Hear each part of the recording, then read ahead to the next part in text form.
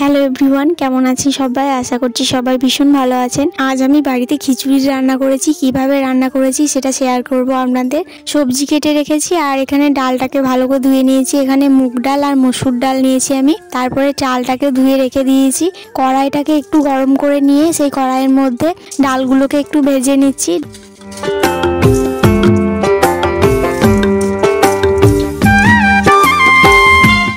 ডালটা ভাজা হয়ে গেলে কড়াই থেকে তুলে নিয়ে সেই কড়াইয়ের মধ্যে সামান্য তেল দিয়ে আলুগুলোকে ভেজে নিচ্ছি। আলুগুলো একটু সাইজে বড় আছে, লাল লাল করে ভেজে নিচ্ছি আলুগুলোকে, তারপরে তুলে নেব।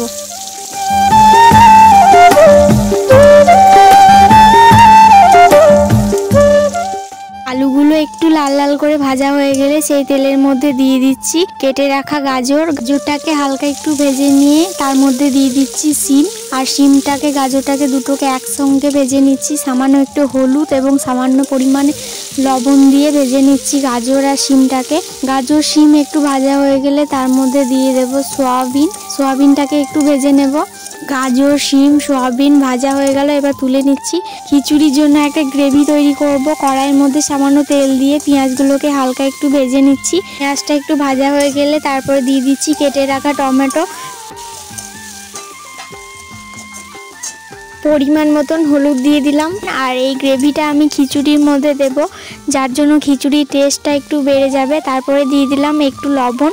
এই লবণটা দিয়ে হলুদটা দিয়ে ভালো করে একটু নেড়ে চেড়ে নিচ্ছি। তারপরে এর মধ্যে মশলাটা দিয়ে দেব। এই যে এখানে রয়েছে আদা রসুন আর জিরে বাটা, তো এই বাটা মশলাটা দিয়ে দিলাম। এবার ভালো করে গ্রেভিটা তৈরি করে নেব।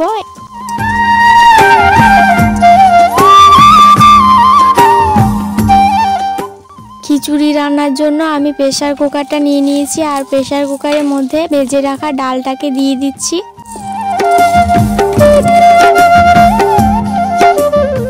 ডালটা দিয়ে দেওয়ার পর আমি চালটাকে দিয়ে দিচ্ছি। চালটা 10 মিনিট হলো ভিজিয়ে রাখা হয়েছে, সেই ভিজিয়ে রাখা চালটাকে দিয়ে দিলাম।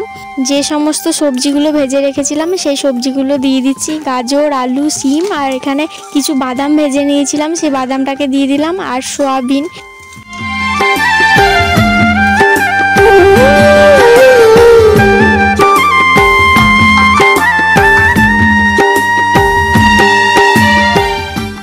প্রেসার কুকারটাকে গ্যাসের মধ্যে বসিয়ে দিলাম আর খিচুড়ি হবার অপেক্ষায় রইলাম। প্রেসার কুকারে জলটা কমে গেছিলো, যার জন্য হাঁড়ির মধ্যে খিচুড়িটাকে ঢেলে নিয়ে যে গ্রেভিটা করেছিলাম সেই গ্রেভিটা দিয়ে দিলাম এবং সামান্য জল আর একটু ঘি দিয়ে ফুটিয়ে নিচ্ছি। খিচুড়ি একদম রান্না হয়ে গেছে। এই দেখুন আমি খিচুড়ি খেতে বসে গেছি। এখানে কিছু আলু ভাজা নিয়ে নিলাম আর আমি একটু লেবু নিয়েছি। লেবুটা খেতে ভীষণ ভালো লাগে আমার। খিচুড়ি কার কার ভালো লাগে খেতে, এভাবে একবার রান্না করে দেখবেন, আশা করি ভালো লাগবে। টাটা।